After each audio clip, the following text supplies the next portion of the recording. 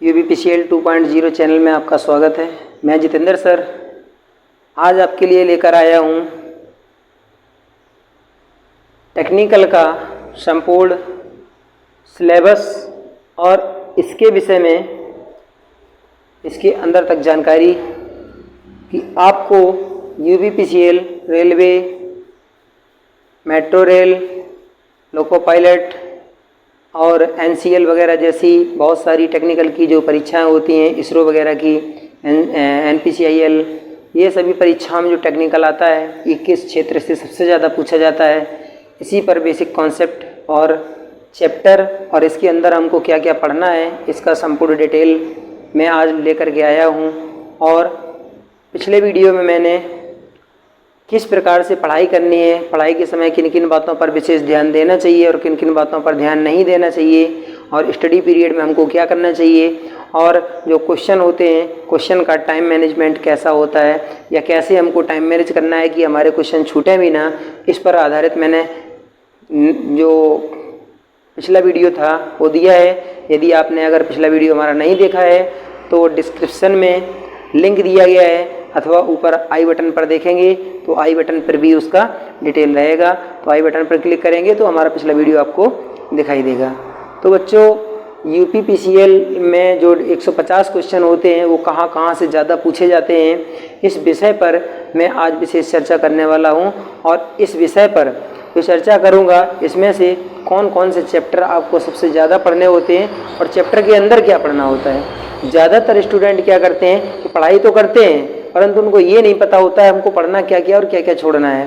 ठीक है, तो यहाँ हमको सबसे ज़्यादा जो है फोकस करना है, कुछ यहाँ पर विशेष मैंने विवरण दिया हुआ है, इन पर चलो चर्चा करते हैं। और बच्चों अगर हमारे चैनल पर आप नए हैं तो चैनल को सब्सक्राइब और लाइक ज़रूर करें।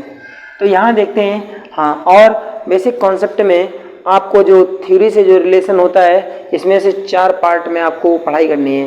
पार्ट 1 में आपका बेसिक इलेक्ट्रिकल आता है, ऐसे ही 3 पार्ट और हैं। एक पार्ट में आपका मशीन रहेगा, एक में इलेक्ट्रॉनिक्स रहेगा और एक पार्ट आपका और विशेष रहेगा जिसमें आपका डिटेल रहता है पावर सिस्टम का, जिसमें ट्रांसमिशन, डिस्ट्रीब्यूशन, स्विच गियर वगैरह ये सभी आते हैं। तो बच्चों इसका पार्ट 1 जो है वो यहाँ पर बेसिक इलेक्ट्रिकल या इलेक्ट्रिकल से संबंधित होता है। इसके अंतर्गत आपके 10 चैप्टर होते हैं और इनमें से आपको क्या क्या पढ़ना होता है ज़रा विशेष रूप से इस पर ध्यान देंगे। तो यहाँ पर जो है इसमें से हमको क्या क्या पढ़ना है, तो बेसिक कॉन्सेप्ट सबसे ज़्यादा ज़रूरी है, जो सबसे ज़्यादा बच्चे इसको जो है ना स्किप कर देते हैं, छोड़ देते हैं, इस पर हमको विशेष ध्यान देना चाहिए। ये आप इंटरमीडिएट की किताब से उठा करके पढ़ सकते हैं, उससे अच्छा आपको ये बेसिक कॉन्सेप्ट किसी भी बुक में नहीं मिलेगा। इंटरमीडिएट की कोई भी बुक देख सकते हैं या फिर अपनी ITI की बुक देखेंगे तो उसमें इतना अच्छा डिटेल नहीं दिया गया। ठीक है, तो कक्षा 10 की जो कक्षा 12 की जो बुक है तो अरिहंत वगैरह या कोई भी मित्तल वगैरह की बहुत सारी बुकें आती हैं, उनमें से आप इसका डिटेल जो है इस चैप्टर को आप पढ़ सकते हैं। ठीक है, मैंने बताया है कक्षा 12 की किताब से इसको आपको कवर करना है। और इसमें आपको क्या पढ़ना होता है, इलेक्ट्रॉन के बारे में पढ़ना है, प्रोटॉन के बारे में पढ़ना है, न्यूट्रॉन के बारे में पढ़ना है, परमाणु, अणु और इलेक्ट्रॉन का विन्यास। ठीक है ना, अभी हाल ही की परीक्षा में 2n² ये इलेक्ट्रॉन बोरवरी के नियम से संबंधित है।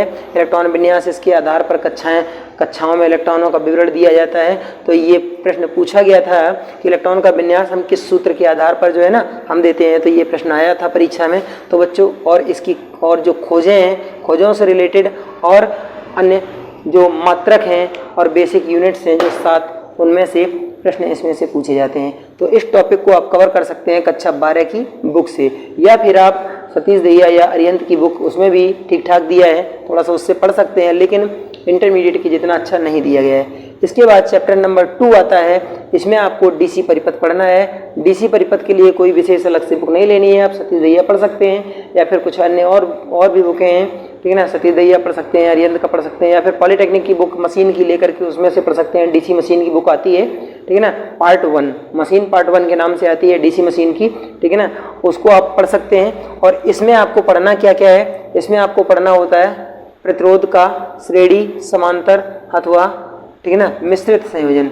श्रेणी में प्रतिरोध को कैसे जोड़ा जाता है, R = R1 + R2 + R3, ऐसे इसको समांतर क्रम में इसको कैसे जोड़ा जाता है, 1/R 1/r equal to 1/r1 plus 1/r2 plus 1/r3, इस हिसाब से इसमें समांतर में जोड़ा जाता है। और मिश्रित क्रम में भी इनको जोड़ा जा सकता है, श्रेणी समांतर दोनों में, ठीक है ना। और इनसे संबंधित आंकिक प्रश्न इस पर जो है न्यूमेरिकल क्वेश्चन भी पूछे जाते हैं। तो ये डीसी परिपथ में कुछ चित्रात्मक क्वेश्चन आते हैं जिसमें सर्किट बना करके देता है और पूछता है कि इसमें धारा का मान क्या होगा और वोल्टेज का मान क्या होगा या रेजिस्टेंस का वैल्यू क्या बनेगा जाके। तो ये सभी चीज़ें इस मतलब जो डीसी सर्किट से है ये पूछा जाता है। और इसी में कुछ विशेष सर्किट बना दिए जाते हैं स्टार डेल्टा से रिलेटेड, उनको भी सॉल्व करने के लिए आता है। अभी हाल ही में उत्पादन के पेपर में एक प्रश्न पूछा गया था, उसमें दिया गया था कि आप यदि एक डेल्टा है और डेल्टा में आर जो डेल्टा में जो 3 भुजाओं पर जो रेजिस्टेंस लगे हुए हैं त्रिभुज की आकृति में, जो डेल्टा में 3 भुजाओं पर जो रेजिस्टेंस लगे हैं, एक यहाँ लगा है, एक यहाँ लगा है, एक यहाँ लगा है, इस हिसाब से लगे हुए हैं और इसको हमको स्टार में चेंज करना है। तो इसमें जो आर लिखा था इसमें आपका 2r लिखा था और इसमें आपका 4r लिखा था और स्टार में जो है ना, स्टार में इसकी वैल्यू पूछी गई थी। तो इस प्रकार के प्रश्न जो है ना इस वाले चैप्टर में आपको मिल जाएंगे। इसको आप इंटरमीडिएट की बुक से भी पढ़ सकते हैं, उसमें भी बहुत अच्छा इसका डिटेल समझाया गया है। वैसे आप जो है ना अपनी टेक्निकल की बुक से पढ़िए, उससे भी आप पढ़ सकते हैं। इसके अतिरिक्त आपको इंटरमीडिएट की ही बुक में आपको मिल जाएगा कार्य, सामर्थ्य और ऊर्जा। उन बुकों से अच्छा आपको इन टेक्निकल की बुकों में नहीं मिलेगा। तो बच्चों इसमें शक्ति, ऊर्जा, इनकी गणना और इनके सूत्र फॉर्मूले जो होते हैं और आंकिक प्रश्न, इनको सबको हम इस किताब से पढ़ सकते हैं। और सतीश दहिया में भी इसका थोड़ा सा ठीक ठाक विवरण दिया गया है। और इसके लिए आप बेसिक इलेक्ट्रिकल की बुक पॉलिटेक्निक की आती है, ठीक है ना, बेसिक इलेक्ट्रिकल की बुक पॉलिटेक्निक की आती है, उससे भी इसको कवर कर सकते हैं। बहुत अच्छा कॉन्सेप्ट उसमें दिया गया है। और इसके बाद आप जो है आपको जो पढ़ना है वो संधारित्र के बारे में पढ़ना है, ठीक है ना। संधारित्र जिसको हम कैपेसिटर कहते हैं, इंडक्टर एल होता है, इसको हम इंडक्टर या प्रेरक कहते हैं। इसके बाद रेजिस्टेंस होता है, ये आर होता है, RLC हो गई, ठीक है ना।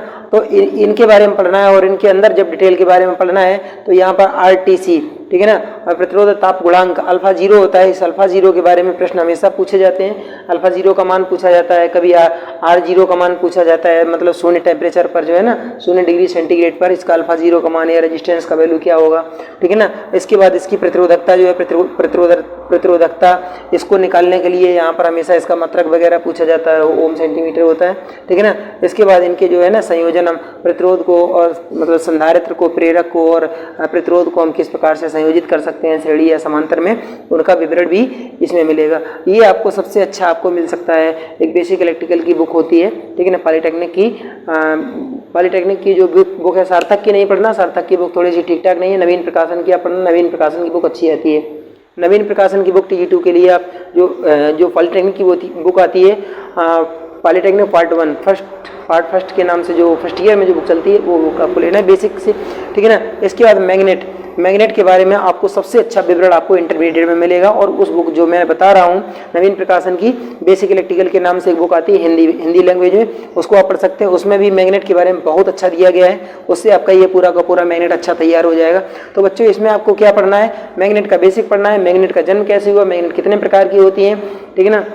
कृत्रिम मैग्नेट कृत्रिम होती हैं, उसके बाद मानव द्वारा निर्मित मैग्नेट होती हैं, ठीक है ना। और इसके बाद इसमें नलका के बारे में पढ़ना है, MMF के बारे में पढ़ना है, फ्लक्स के बारे में पढ़ना है, रिलक्टेंस इसके बारे में पढ़ना है, हेलिक्स क्या होती है इसके बारे में पढ़ना है, ठीक है ना। और चुंबकीय पदार्थ है ये कौन कौन से होते हैं, जैसे कि मतलब पैरामैग्नेटिक, डाईमैग्नेटिक, है ना, पैरा, डाई, फेरो और फेरी मैग्नेटिक मटेरियल, इनके सबके बारे में यहाँ से प्रश्न बहुत सारे हमेशा लगभग जो है ना 10 प्रश्न यहाँ से पूछे जाते हैं, ठीक है ना। तो बच्चों याद रखना है इसको अच्छी तरीके से। और ये क्या लिखा है कि चुंबकीय परिपथ के बारे में पढ़ना है, BH वक्र और BH लूप, इससे रिलेटेड हमेशा एक क्वेश्चन जो है 1 या 2 क्वेश्चन पेपर में हमेशा ही आते हैं। तो बच्चों इनको जो है ना बहुत बढ़िया तरीके से अपना तैयार कर लेना। मैंने आपको नवीन प्रकाशन की बुक बताई, नवीन प्रकाशन की बुक में आपको क्या क्या मिल सकता है बहुत अच्छी तरीके से। ये DC सर्किट भी मिल जाएगा, कार्य सामर्थ्य ऊर्जा भी मिल जाएगा, उसका संधारित्र भी मिल जाएगा, इसके अलग अलग चैप्टर दिए, चुंबक भी मिल जाएगा। DC सर्किट में बेसिक इलेक्ट्रिकल के नाम से वो बुक ही पूरी आती है, तो ये सभी चैप्टर उसमें से मिल सकते हैं, मापन उपयंत्र को छोड़ करके।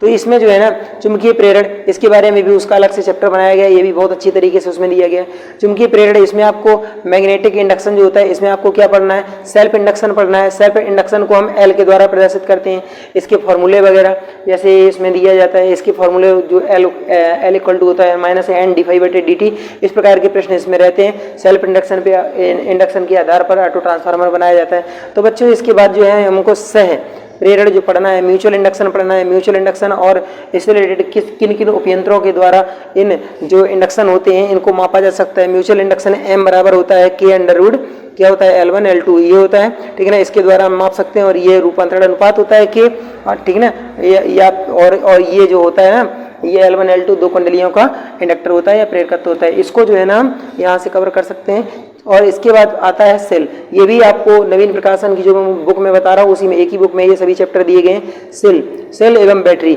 हाँ नवीन प्रकाशन की जो बुक आप पढ़ेंगे उसमें आपको सेल से संबंधित क्वेश्चन नहीं मिलेंगे। तो बच्चों उसमें केवल बैटरी का डिटेल दिया गया है, सेल का नहीं दिया गया है। सेल का डिटेल अगर आपको पढ़ना है तो सतीश दहिया की बुक में सबसे अच्छा दिया गया है, उससे अच्छा आपको किसी भी बुक में सेल का विवरण नहीं मिलेगा। इसमें सेलें होती हैं, प्राथमिक सेलें और द्वितीयक सेलें, इनके बारे में आपको डिटेल पढ़ना है, पूरी डिटेल है, बहुत सारी सेलें होती हैं, इनको आपको बहुत अच्छी तरीके से कवर रखना है। और बच्चों बैटरी के बारे में पढ़ना है आपको। लेड एसिड बैटरी, जनरली बैटरियाँ जो है ना 3 ही प्रकार की चलती हैं, लेड एसिड बैटरी और क्षारीय बैटरी। जो क्षारीय बैटरी होती है ना इसमें होती है निकल आयरन और निकल कैडमियम, ठीक है ना, इन बैटरियों के बारे में पढ़ना है। और सेलों का संयोजन, सेलों को हम ठीक है ना किस क्रम में जोड़ सकते हैं, श्रेणी में, समांतर में, मिश्रित क्रम में, तो इस हिसाब से जो है ना बैटरी की जब क्षमता बढ़ाई जाती है, ठीक है ना, जब क्षमता बढ़ाते हैं तो सेलों को मिश्रित क्रम में जोड़ा जाता है। यदि बैटरी की वोल्टेज क्षमता बढ़ानी है तो श्रेणी में जोड़ देंगे और करंट क्षमता बढ़ानी है तो समांतर में जोड़ देंगे, ठीक है ना बच्चों। इसके बाद जो है ना प्राथमिक धारा परिपथ, ठीक है ना, एसी सिस्टम इसको कहते हैं। इससे रिलेटेड लगभग 10 प्रश्न, इससे 10 से 15 क्वेश्चन इससे भी पूछे जाते हैं।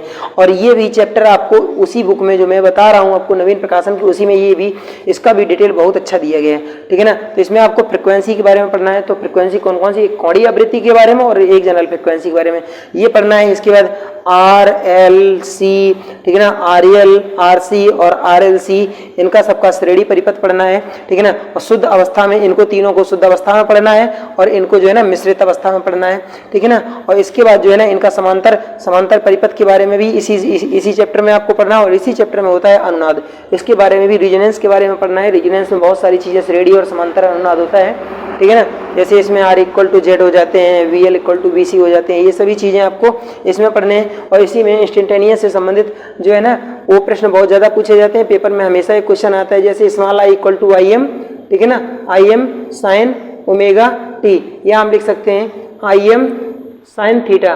तो इस प्रकार के भी प्रश्न, इस पर आधारित प्रश्न जो है ना इस जो प्रत्यावर्ती धारा परिपथ का जो है इसमें दिए जाते हैं, बहुत सारे हमेशा क्वेश्चन पेपर में पूछे जाते हैं। इसके बाद बच्चों आता है पॉलीफेज सिस्टम, ये इस बुक का अंतिम चैप्टर है, ठीक है ना। पॉलीफेज सिस्टम जो है, पॉलीफेज सिस्टम आपको इसी बुक से पढ़ना है। इस बुक में बहुत अच्छा पॉलीफेज सिस्टम के बारे में दिया गया, हिंदी में ये सभी चैप्टर हैं। केवल आपको इसमें एक चीज नहीं मिलेगी, इस बुक में सेल के बारे में विवरण नहीं मिलेगा। सतीश दहिया से आप इसका सेल का विवरण पढ़ सकते हो, उसमें सबसे अच्छा दिया गया। बाकी ऊपर से नीचे तक सब चीज इसमें बहुत अच्छी तरीके से मिल जाएगा पॉलीफेज सिस्टम तक, ठीक है ना। पॉलीफेज सिस्टम मतलब 3 फेज प्रणाली में आपको स्टार डेल्टा कॉन्सेप्ट पढ़ना है। और इसी में आपको इसमें धारा मतलब लाइन धारा और फेज धारा, ठीक है ना, लाइन वोल्टता और फेज वोल्टता, स्टार में और डेल्टा में, और इसके बाद इनके दोनों की पावर।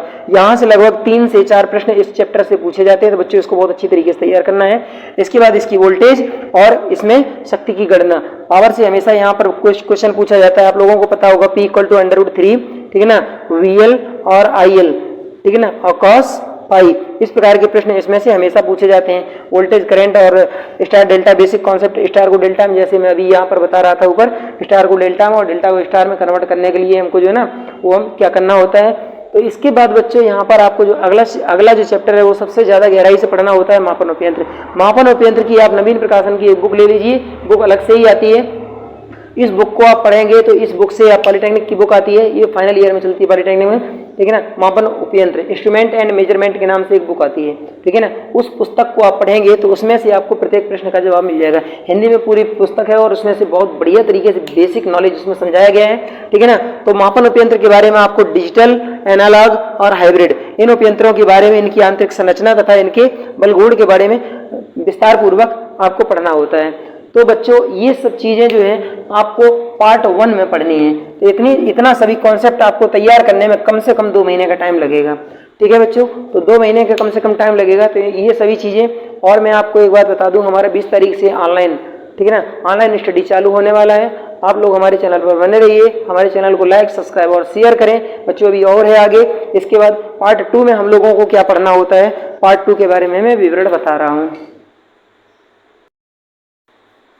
हाय बच्चों, अब आपका पार्ट 2 जो है मशीन से रिलेटेड है।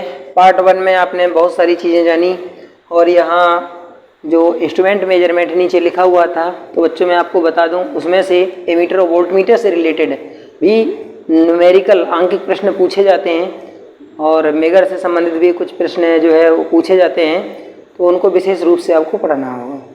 तो यहाँ पार्ट 2 जो है आपका ये मशीन से रिलेटेड है। तो मेरे प्यारे बच्चों, यहाँ पर जो सबसे पहले हम देखते हैं कि मैंने अभी बताया था आपको एक डीसी मशीन की पुस्तक आती है। किस नाम से आती है? डीसी मशीन के नाम से एक पुस्तक आती है, नवीन प्रकाशन की, वो भी रहती है पॉलीटेक्निक की, और ये डिप्लोमा की बुक होती है, उससे आप चाहें तो पढ़ सकते हैं। और मशीन के बारे में सतीश दहिया की बुक में भी बहुत अच्छा कॉन्सेप्ट दिया गया है, उससे भी आप आराम से पढ़ सकते हैं, बहुत अच्छी बुक है वो।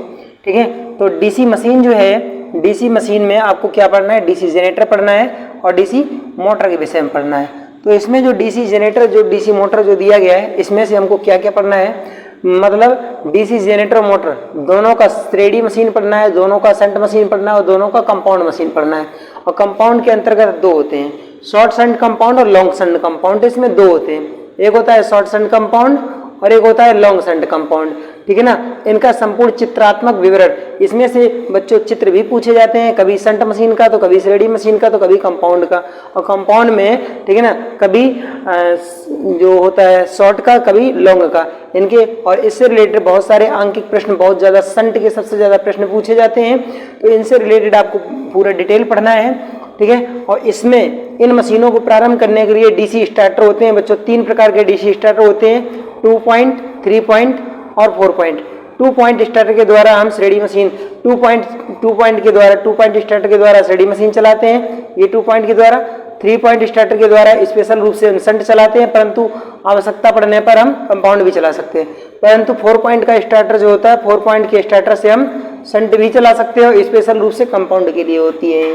ठीक है ना, इसके बाद इन्हीं का हमको विद्युत वाहक बल जानना है और इनकी हानियां तथा इनकी दक्षताओं के बारे में। जो डीसी मशीनें होती हैं, तो बच्चों डीसी मशीनों में 3 प्रकार की दक्षताएं होती हैं। तो एक होती है इलेक्ट्रिकल इफिशियंसी, एक होती है आपकी मैकेनिकल इफिशियंसी और एक होती है आपकी कमर्शियल इफिशियंसी।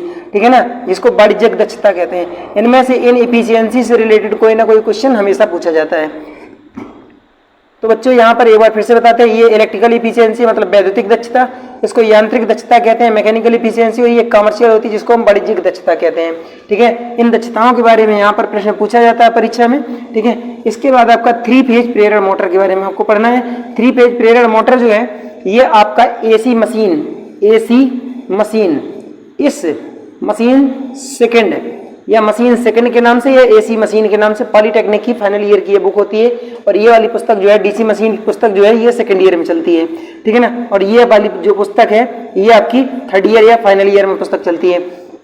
इसमें से आपको क्या क्या पढ़ना है? इस पुस्तक में आपको, जो आपकी डीसी मशीन की आप पुस्तक खरीदेंगे, इसी में आपको ट्रांसफार्मर मिल जाएगा। और जो आप एसी मशीन की जो पुस्तक खरीदेंगे, इसमें आपको सिंगल फेज भी मिल जाएगा और डीसी मशीन में आपको अल्टरनेटर भी मिल जाएगा। डीसी मशीन में ये 3 चैप्टर मिलेंगे। ठीक है ना, एक ये चैप्टर मिल जाएगा, एक ये मिल जाएगा, ये मिल जाएगा, ये डीसी मशीन मिल जाएगी। एसी मशीन में आपको जो नई वाली आ रही है, उसमें एसी मशीन में आपको ये आपको 3 फेज का इंडक्शन मोटर मिलेगा। ठीक है ना, और इसका पूर्ण रूप से विवरण मिलेगा। और इसमें सिंगल फेज की मशीन है, जो सिंगल फेज की मोटर और 3 फेज की मोटर, ये आपको एसी मशीन में केवल मिलेगी। ठीक है ना, तो एसी मशीन में आपको क्या क्या पढ़ना है? सिंगल केज की जो सिंगल केज, जो केज टाइप की जो सिंगल केज मशीन होती है, 3 फेज की इंडक्शन मोटर होती है सिंगल केज। ठीक है ना, ये पिंजरा प्रारूपी हम कह सकते हैं, एकल पिंजरा प्रारूपी। इसके बाद हम डबल केज, ठीक है ना, इस मोटर को हम दोहरा पिंजरा कहते हैं। इसके बाद स्लिप रिंग इंडक्शन मोटर, इसके बारे में हम पढ़ सकते हैं। ठीक है ना, और इनके चित्रात्मक विवरण, इनके रोटर के बारे में बहुत विशेष रूप से जानकारी हमको होना चाहिए। ठीक है ना, इसके बाद हमको क्या? प्रारंभिक बलगुण, इनके प्रारंभिक बलगुण, स्टार्टिंग टार्क के बारे में आपको पूरा पता होना चाहिए।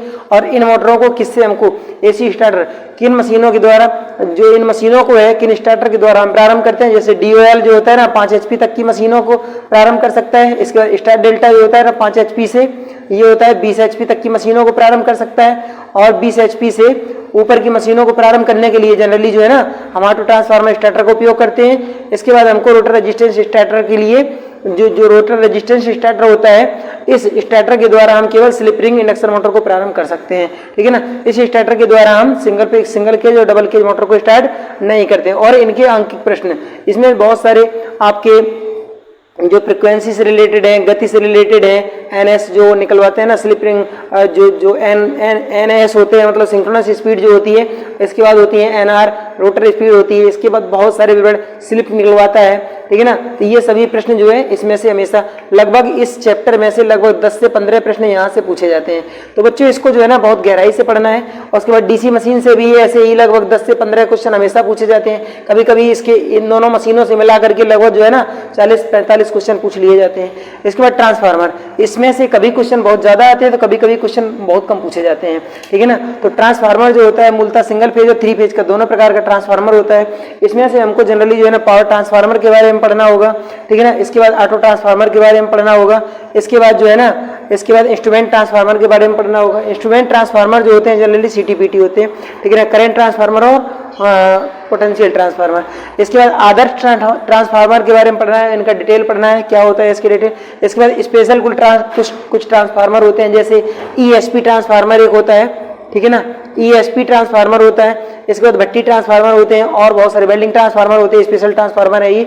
इनका ईएमएफ, इनके ईएमएफ के बारे में पढ़ना है, इसकी हानियां पढ़नी है, दक्षता पढ़नी है और इनके अंकित प्रश्न भी पढ़ने हैं। यहाँ से न्यूमेरिकल क्वेश्चन पेपर में बहुत ज्यादा पूछे जा रहे हैं। जैसे यहाँ पर अभी हाल ही में प्रश्न पूछा गया था R2/R1 = K²। इसके आधार पर जो 3 या 4 क्वेश्चन यहाँ पर पूछे गए थे पेपर में। तो बच्चों इनको जो है ना बहुत गहराई से, ये मशीन वाला पार्ट आपको सबसे ज्यादा गहराई से पढ़ना है। इसके बाद सिंगल फेज की जो मशीनें होती है, सिंगल फेज की मशीनों में हमको क्या क्या पढ़ना है, स्प्लिट फेज मोटर पढ़ना है, संधारित्र के बारे में पढ़ना है, साइडेड पोल मोटर के बारे में पढ़ना है, ठीक है ना। इसके बाद कम्यूटेटर मोटरें पढ़नी है, जो कम्यूटेटर मोटरें होती हैं, जैसे मान लीजिए रिपल्सन मोटर होती है, एक रिपल्सन मोटर होती है, यूनिवर्सल मोटर होती है, ये कम्यूटेटर मोटर है, इनके बारे में पढ़ना है। कुछ स्पेशल मोटरें होती हैं उनके बारे में भी पढ़ना है, ठीक है। स्पेशल मोटर होती है उनके बारे में पढ़ना है। सिंगल फेज की तुल्यकालिक मोटर, इनके बारे में पढ़ना है। सिंगल फेज की स्लिप रिंग मोटर होती है, इसका विवरण बच्चों आपको बहुत कम किताबों में मिला होगा, हो सकता है ना ही मिला हो, मैं इसके बारे में पूरा आपको डिटेल बताऊंगा, ठीक है ना। इसके बाद यहाँ पर जो है ना प्रत्यावर्तक और तुल्यकालिक मोटरें, इनके बारे में आपको इनका शक्ति गुणक के बारे में पढ़ना है, नियमन के बारे में पढ़ना है और इनकी हानियां तथा इनके उद्देश्य के बारे में, ठीक है ना। और इनके सभी मशीनों के यूज कहाँ पर होते हैं, इनके उपयोग के बारे में भी आपको बहुत बारीकी से पढ़ना है। इन सभी जितनी भी मशीनें हैं इनके सबके यूज तो ये लगभग 2 या 3 यूज जो है ना हमेशा पूछे जाते हैं। तो बच्चों ये आपका था पार्ट 2 और अब बचे हैं पार्ट 3 और पार्ट 4 जो मैं आपको नेक्स्ट वीडियो में दूंगा। तो बच्चों आप जितना हो सके इस कॉन्सेप्ट को अपनी कॉपी पर अपना बना लेना। जब आपके पास डिटेल रहेगा तब आपको पता रहेगा कि मैंने क्या पढ़ा और क्या मैंने छोड़ दिया। लगभग 80% स्टूडेंट को यही नहीं पता होता है कि मैंने क्या पढ़ लिया, क्या हमको पढ़ना है, क्या हमारा छूट रहा है और क्या कहाँ से पढ़ना है। तो जैसे कि मैंने यहाँ पर बताया, जो ये डीसी मशीन है ये आप पॉलिटेक्निक की किताब से या सतीश दहिया से पढ़ सकते हैं। ये आपका पॉलिटेक्निक की बुक, जो ये डीसी मशीन की बुक आती है, ये एसी मशीन की बुक आती है। एसी मशीन की एक बुक खरीदेंगे उसमें से एक ये चैप्टर आपको मिल जाएगा। इसके बाद ट्रांसफार्मर भी मिल जाएगा और इसके बाद आपको जो है ना सिंगल पेज की मशीन है, डीसी मशीन की आप पुस्तक खरीदेंगे तो डीसी मशीन मिल जाएगा और आपको अल्टरनेटर और ये सिंक्रोनस मशीन ये सब मिल जाएंगी, ठीक है ना। एसी मशीन में सभी मशीनें मिल जाएंगी और डीसी मशीन में जो है ना डीसी की मोटरें, जनरेटर, ठीक है ना, और इधर जो है ट्रांसफार्मर, ये सब उसी में मिल जाएगी। तो कुल मिलाकर 2 बुक में ये सब पूरे डिटेल आपको मिलेगा, ठीक है ना। छोटी छोटी बुकें होती हैं, बहुत ज्यादा बड़ी बड़ी नहीं होती है। तैयार करने में आप कम से कम 1 महीने के अंदर जो है ना 2 बुकें तैयार बढ़िया कर सकते हैं, ठीक है बच्चों। अगर आपको पहली ही बार में आपको अगर परीक्षा क्रैक करनी है, क्वालिफाई करनी है, तो बच्चों इनको सबको अपनी कॉपी पर जो है ना उतार लेना, कॉपी पर लिख लेना बढ़िया से। लिखने के बाद जब आपके पास सिलेबस रहेगा तब आपको ये मालूम रहेगा कि हमने क्या छोड़ दिया और क्या मैंने पढ़ लिया। अगर आपको यही पता नहीं है कि हमको क्या छोड़ना है, क्या पढ़ना है, ठीक है ना, तो बस लगे रहो। केवल बस लगे रहने से, लोग कहते हैं कि केवल लगे रहो बस सफलता तो मिल जाएगी। अरे भैया सफलता तो तब मिलेगी जब आप डायरेक्शन सही चलेंगे, जब आपको दिशा ही पता नहीं है कि हमको किधर जाना है, क्या पढ़ना है, क्या छोड़ना है, ठीक है। तो बच्चों हमारा वीडियो आपको कैसा लगा? अगर वीडियो अच्छा लगा हो तो वीडियो को लाइक, शेयर, सब्सक्राइब करना ना भूलें। जय हिंद, जय भारत, नमस्ते दोस्तों।